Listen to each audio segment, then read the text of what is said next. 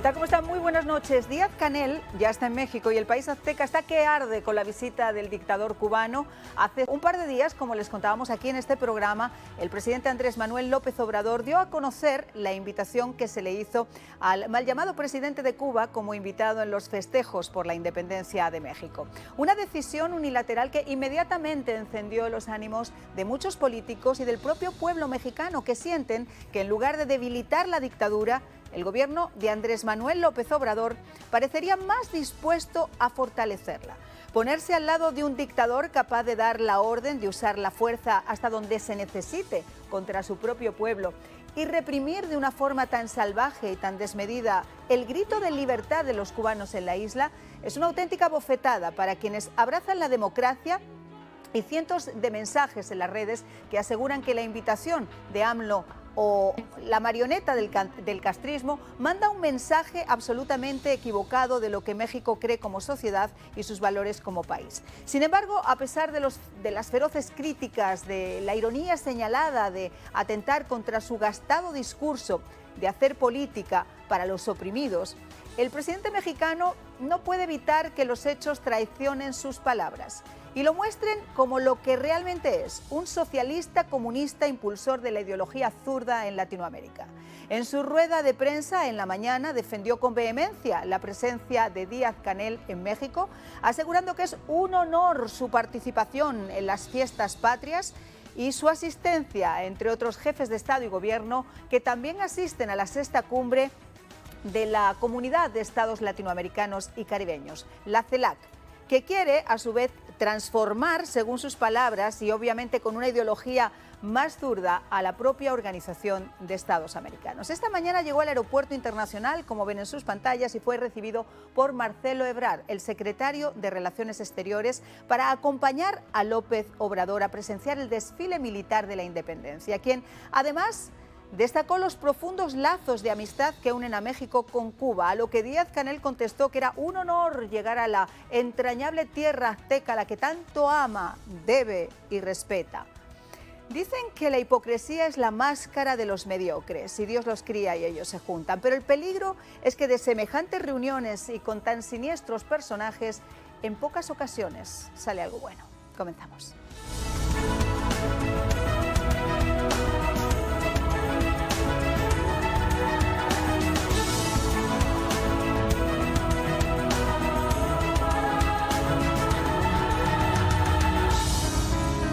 Bueno, pues comenzamos de inmediato porque esto está dando muchísimo de qué hablar y tenemos con nosotros a Rodolfo Higareda, él es experto en relaciones internacionales, fundador de Cambiemos, se encuentra en México. Muchísimas gracias por acompañarnos.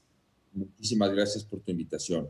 Y tenemos también a Julio Silin, politólogo, escritor, un amigo de este programa. Gracias de nuevo por acompañarnos. Encantado, Mariana. Vamos a comenzar con Rodolfo porque él es el que nos puede contar mejor cuáles han sido las repercusiones en México.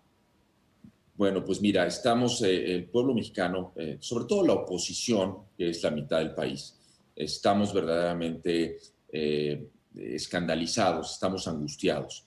López Obrador finalmente salió del closet, finalmente se dejó de mentiras y de engaños y sale tal como lo dijiste al principio del programa. Es un socialista que abraza a las peores dictaduras de América Latina, está fortaleciendo este eje terrible que es La Habana, México, Caracas, es el financiero y quiere convertir a México en una Venezuela con esteroides, así le llamo yo. Es terrible porque somos frontera con el país más poderoso del mundo. Es terrible realmente lo que está pasando y sobre todo vamos a escuchar primero, yo quiero que escuchemos las palabras de Jorge Castañeda, ex canciller de México. Después vamos a escuchar también las de Felipe Calderón y vamos a escuchar también las del propio Andrés Manuel López Obrador. Pero vamos a ir escuchándolas en el programa para tener herramientas sobre la mesa que comentar. Es una más de las ocurrencias bastante absurdas, cínicas de López Obrador, y que muestran su salida del closet en cuanto a su castrofilia. Y me parece un acto de cinismo el que alguien, un personaje que tiene un régimen así, que acusó públicamente a sus huestes a reprimir a los disidentes, a quienes protestaban pacíficamente, a celebrar para lo que para nosotros es una fiesta de la libertad. Y más aún una fiesta de la libertad contra el extranjero, que nos traigan a un extranjero, tales credenciales autoritarias, a celebrar nuestras fiestas patrias, y más cuando celebramos el bicentenario de la independencia de México. Me parece un agravio a los mexicanos y a los cubanos también, yo creo. Bueno, yo quiero pasar con Julio, porque todo esto ocurre justo en un momento en el que el Parlamento Europeo condenaba en el día de hoy por una aplastante mayoría, tengo los datos acá, fueron 426 votos a favor, 146 en contra y 115 abstenciones. Ellos estaban comentando y criticando y condenando con aplastante mayoría la violencia y la represión del 11J en Cuba. Marian, hay una realidad irrefutable, y eso es que lo que hay en el poder en Cuba es una dictadura que gobierna tiránicamente y que se cometen crímenes de lesa humanidad. Eso es indiscutible.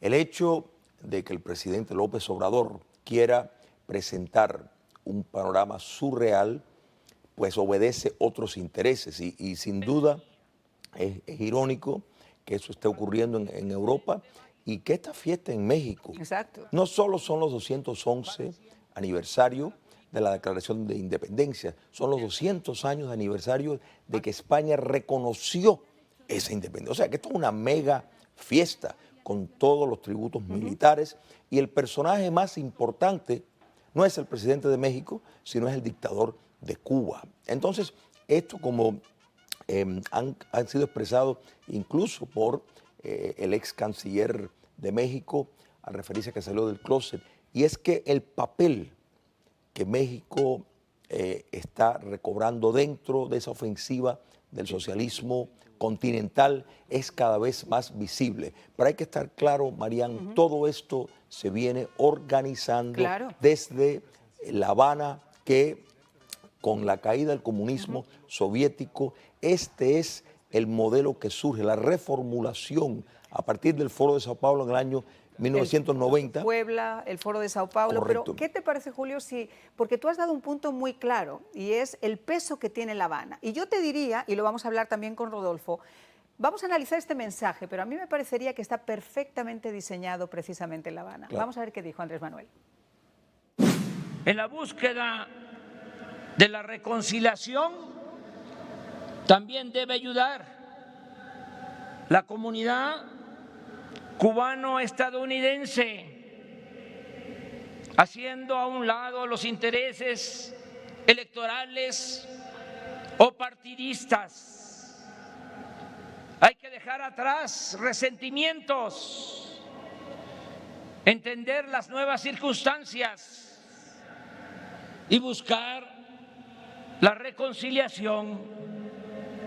Es tiempo de la hermandad y no de la confrontación, como lo señalaba José Martí.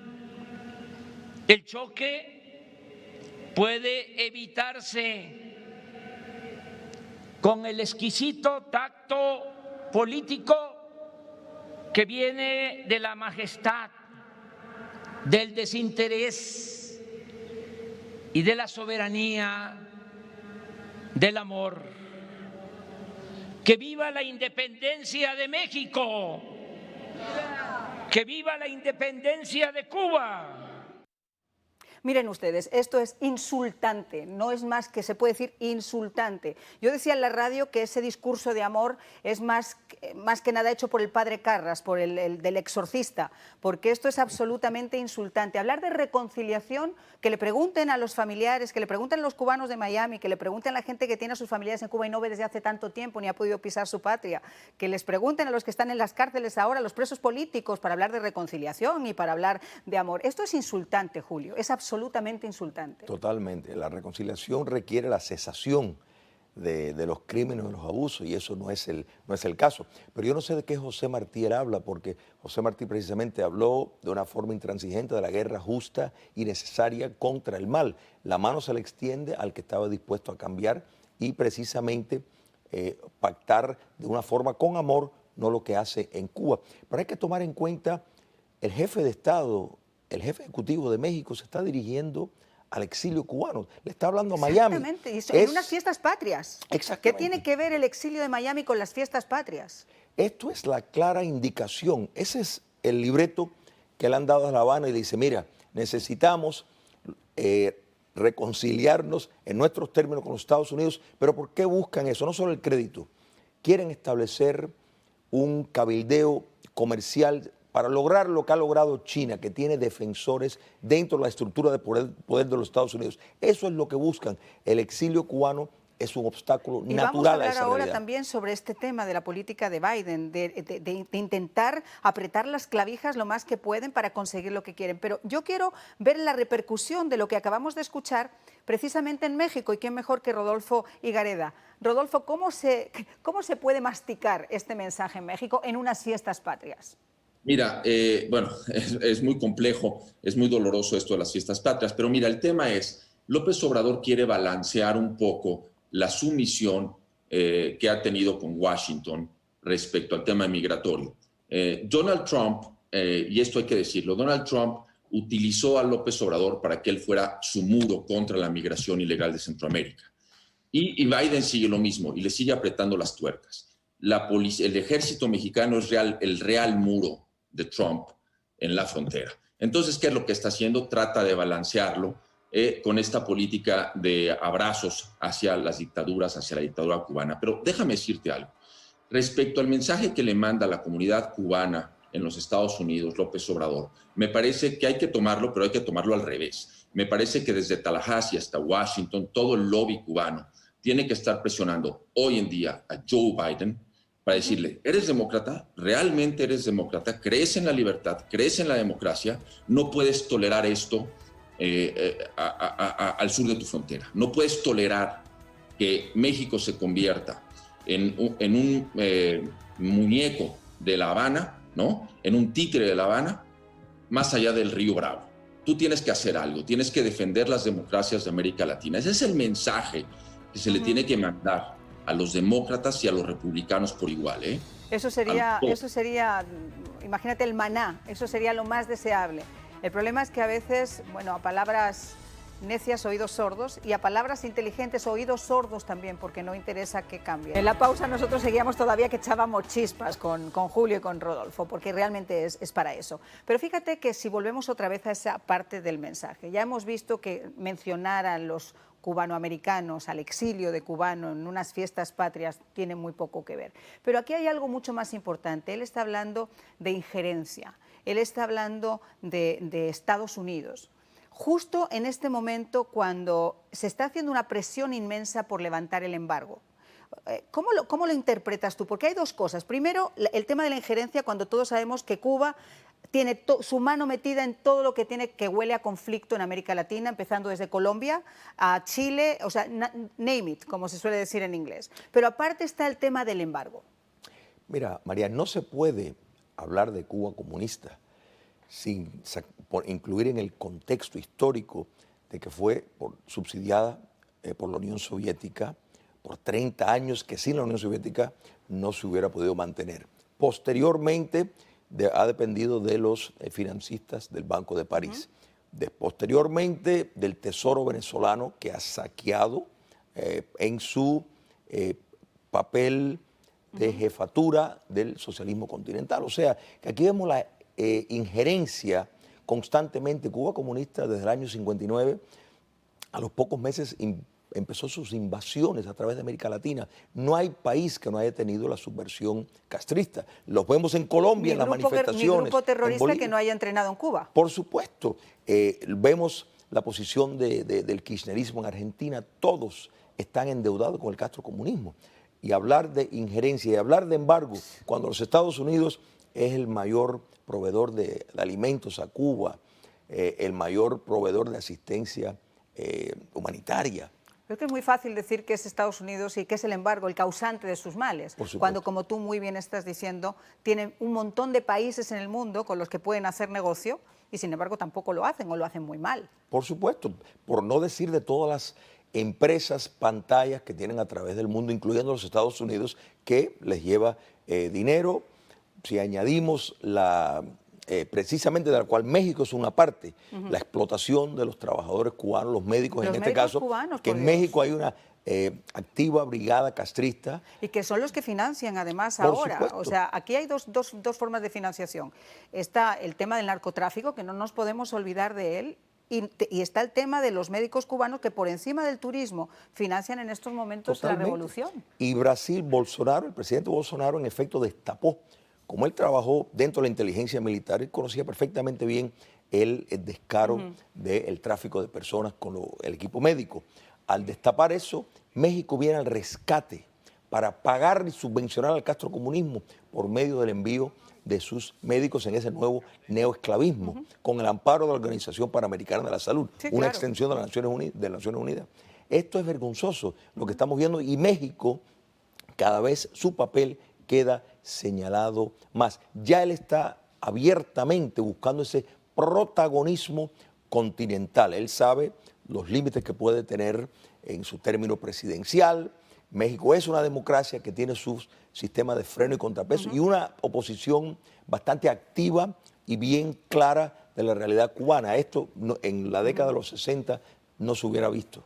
Rodolfo, fundador de Cambiemos.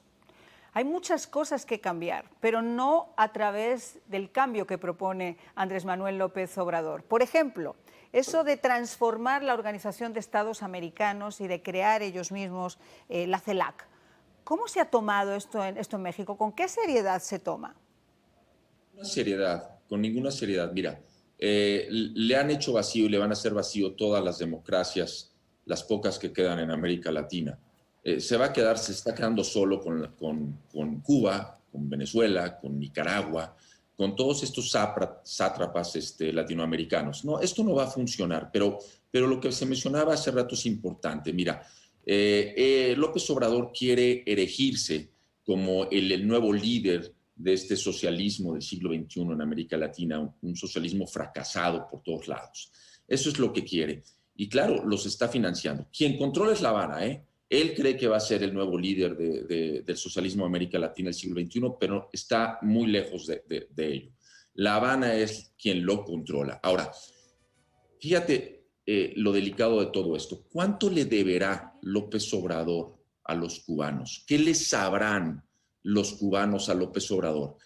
Que estoy seguro que lo financiaron durante décadas para que llegara al poder. Entonces, lo que está haciendo López Obrador con este acto vergonzoso, el punto más bajo de la diplomacia mexicana en toda su historia moderna, es simplemente un pago de favores, Mariana. Es un pago de favores que nos está llevando realmente a un límite muy peligroso. Yo espero realmente que Washington no se quede quieto. Mira, realmente Washington, si deja pasar esto, está dejando pasar la antidemocracia en América Latina en su frontera, Mariana. Esto es muy delicado.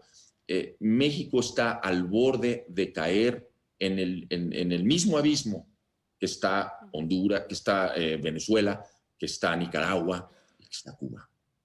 Esto es terrible. Y hay dos temas muy particulares, además ya con México, que es el tema de la corrupción, pero también de la impunidad. Y es el tema del narcotráfico. A ver, Mariana, el narcotráfico tomó el control del país en las pasadas. Lo hemos visto en el pasado y lo hemos visto también con él cuando liberó al hijo del Chapo Guzmán. Hombre, claro, y si te fijas, todos los estados del Pacífico, todos los estados de la costa del Pacífico de México, lo ganó Morena. Y hay pruebas, están las denuncias de que lo hicieron de la mano del narcotráfico. Entonces, imagínate el problema que se le viene al hemisferio, a los Estados Unidos, con un narcogobierno. Acaba de nombrar al gobernador de Sinaloa como embajador de México en España. Hazme el favor. Sí. Eso es terrible. Es un tipo que de la mano del cártel, eres priista además, no era de su partido, pero colaboró con él y ahora lo premia. El mensaje para los gobernadores es: si colaboras conmigo, te premio. Si no, te castigo y te persigo. Esto ya tiene un tufo a dictadura, Mariana. Sí lo es, sí. O sea, fíjate que durante muchos años se criticó al PRI, pero esto que estamos viendo yo creo que ya roza lo insospechado. Bueno, nos quedan 2 minutitos de programa, Julio.